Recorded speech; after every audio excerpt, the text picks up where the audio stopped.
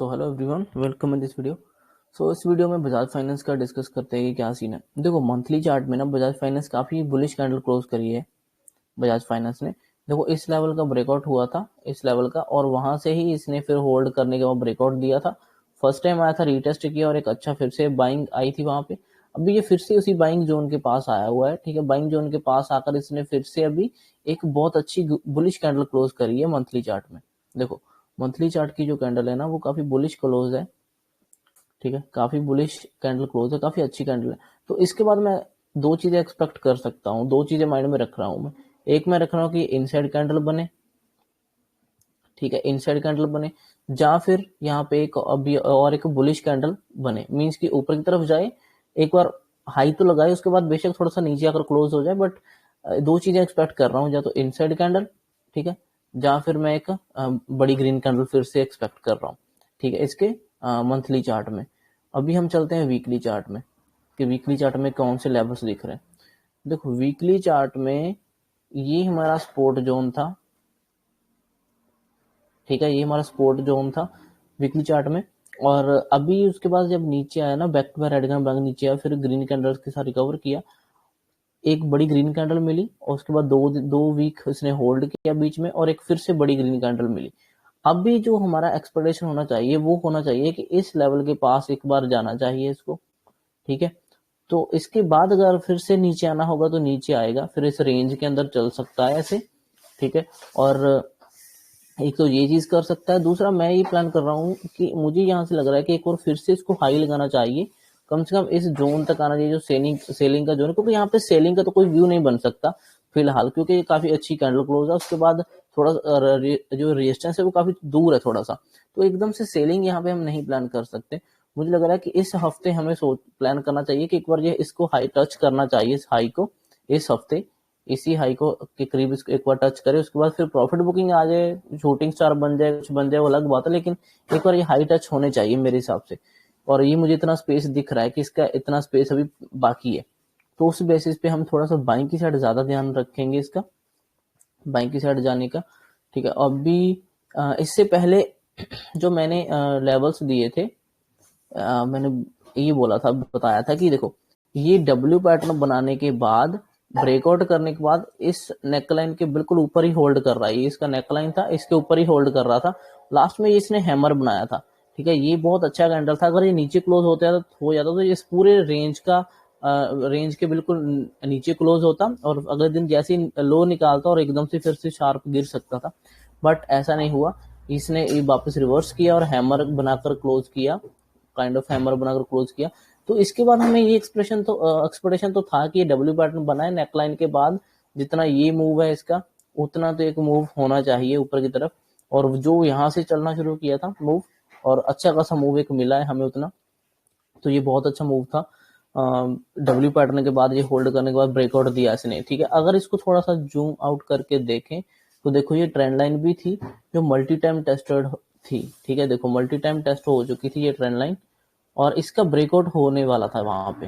ठीक है, तो इसका ब्रेकआउट होने और 6000 जो था, ये 6000 जो राउंड नंबर था, ये मल्टी टाइम टेस्टर था और बहुत बार इस जोन में होल्ड कर रहा था 6000 को। अगर ये 6000 निकाल देता तो आराम से ये काफी ऊपर जा सकता था, और वैसा इसने किया। जैसे ये 6000 निकला, उसके बाद एक अच्छा खासा हमें मार्केट इसमें ट्रेंड मिला। तो ये काफी अच्छा ट्रेड था। ठीक है, फिलहाल देखो जब जैसे इसने ये रेंज निकाला था ना, उसके बाद एक बड़ी ग्रीन कैंडल मिली जो कि इनकी शॉर्ट कवरिंग हुई होगी इन लोगों की, इसमें से शॉर्ट्स जो निकले होंगे, और नए बायर्स ने भी बाइंग बिल्डअप भी हुआ होगा यहाँ पे। उसके बाद एक एक दिन इसने होल्ड किया रेड कैंडल के साथ, छोटा थोड़ा सा होल्ड किया, और फिर एक बड़ी ग्रीन कैंडल मिली। ठीक है, उसके बाद अभी जो लास्ट कैंडल तो काफी वॉलेटाइल होकर ऊपर ही क्लोज हुई है वैसे, लेकिन थोड़ा सा ये वॉलेटाइल हो गई थी। तो अभी इसमें प्लान क्या कर सकते हैं? प्लान हम कर सकते हैं, छोटे टाइम में जाएंगे, नीचे के लेवल्स तो पूरे निकल गए हैं अभी, तो उसका तो हम अभी प्लान नहीं करेंगे कुछ भी।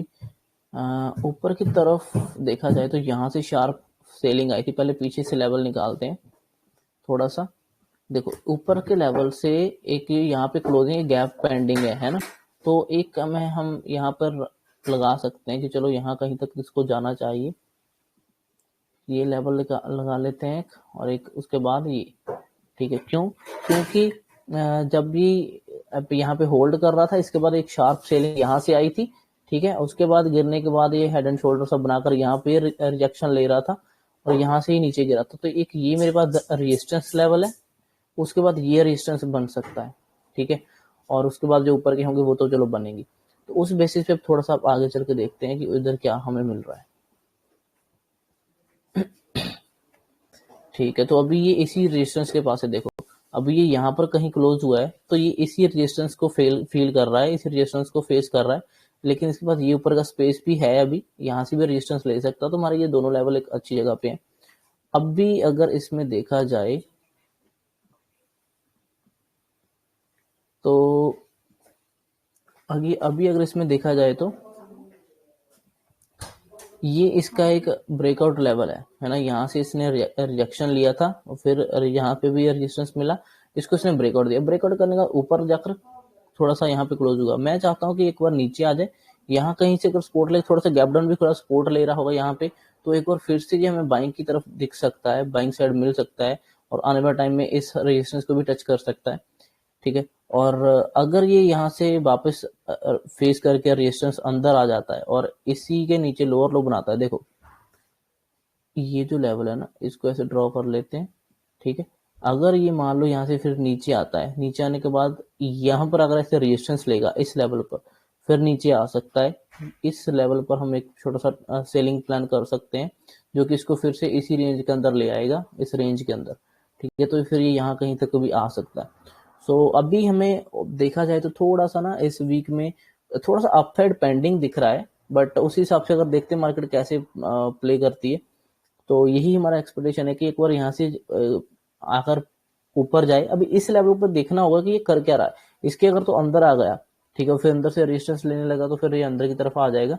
अगर इसके ऊपर ही होल्ड करता रहा, ठीक है, जब थोड़ा बहुत ऊपर नीचे करता रहा, तो फिर ये ऊपर। अब देखो ये जो मैंने लाइन ऐसे ड्रॉ करी है, अगर ये मान लो ऐसे ऐसे करता रहा ना, ऐसे ऐसे धीरे धीरे धीरे करता रहा, तो ये एक ट्रेंड लाइन से फॉलो बना लेगा और उसको फिर ब्रेकआउट कर सकता है सेकंड हाफ में, फिर ये ऊपर की तरफ फिर से जा सकता है, ठीक है। तो हमारे टारगेट ऊपर के रहेंगे और नीचे आया तो फिर वही नीचे का रेजिस्टेंस जो भी है वही रखने पड़ेंगे।